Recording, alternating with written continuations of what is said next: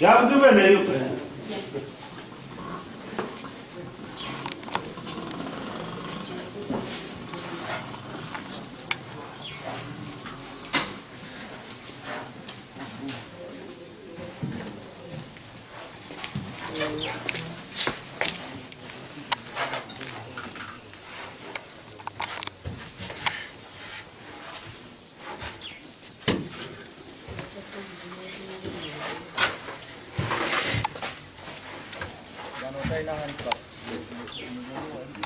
Those without handcuffs come in front.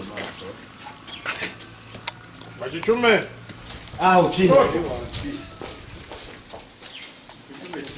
Odun. Umemaliza? Haya, mwamuke juu. Wamenda haraka pole pole. Machu, wakamatani mikanda tu. Wakamatani mikanda. Kamata kwa mrezi.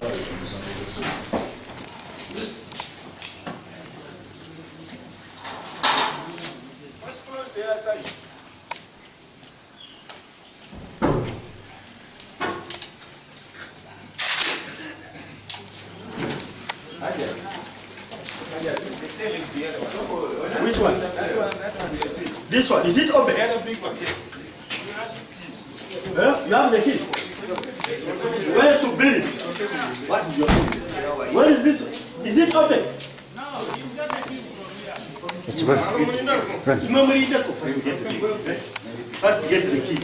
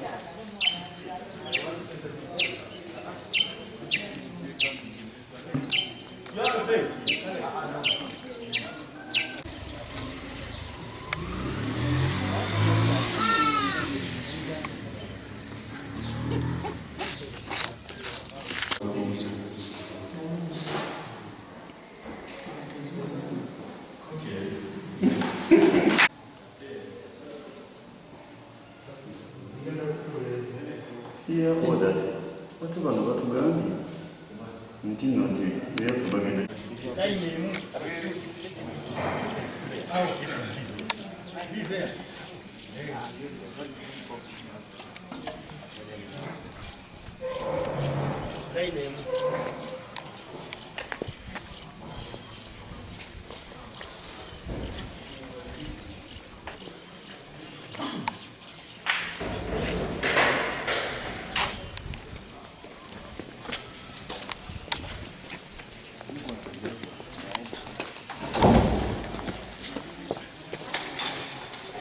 Guyingidde Kkooti. Omusango guno bwe guba guyingidde Kkooti, ebitongole byonna ebibadde bikuba enduulu, tokola kino, linda, ate si further inquiry, ate kati muveemu. Muleke Kkooti, President yalambika 3 ruling bodies ezikola government. That is executive, legislature, that's parliament, and the judiciary. Judiciary kye kitongole ekiramuzi. Byonna byenjogerako biri independent. Muleke ekitongole ekiramuzi kikola omulimo gwakyo. Nsaba government once again ekitongole ekiramuzi nga bwe kyaweebwa obuyinza nga kiri independent kikole omulimu gwakyo, poliisi ekiyambeko mu kwarestinga abantu abo. Kakati at least kati kaŋŋambe nti ndi mumativu mu kaseera kano olw'ensonga nti okukaaba kwe mwalaba gye buvuddeko bannamwandu, abaana ne gwe mulabye bonna baalaga obutali bumativu. Mu kubeera nti nno baalaga obutali bumativu, olunsi ebitongole ebirala ebyali biremedde mu kintu kino ne biswalamukko ne bifuna ensonyi, omusango guno ne guyingira kkooti. Era olwaleero wano wendi ndi ku kkooti, abantu bano baleeteddwa mu kkooti, ennamba y'abantu 13 bakulembeddwa omusajja oyo omuwanvu gwe bayita Lwakaana William.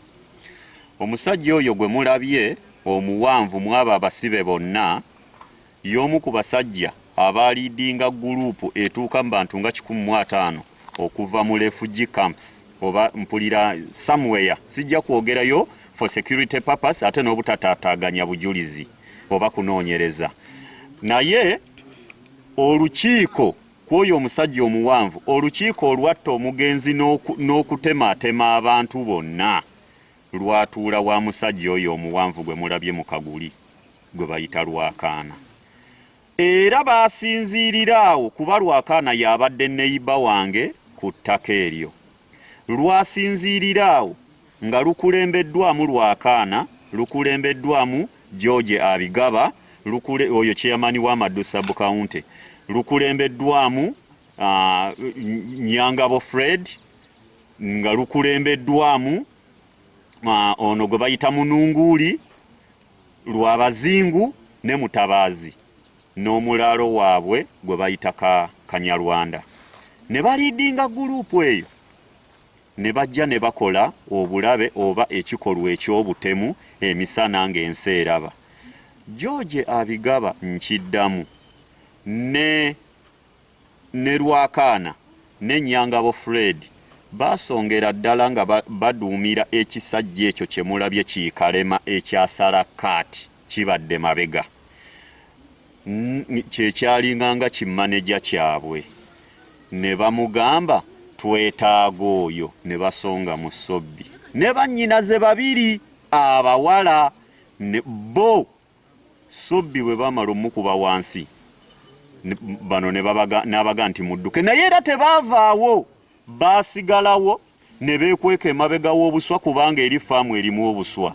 Ne balaba buli kigenda mu maaso, baatandika okudduka nga bamaze okkonfaaminga nti omugenzi afudde, abamutemyetemye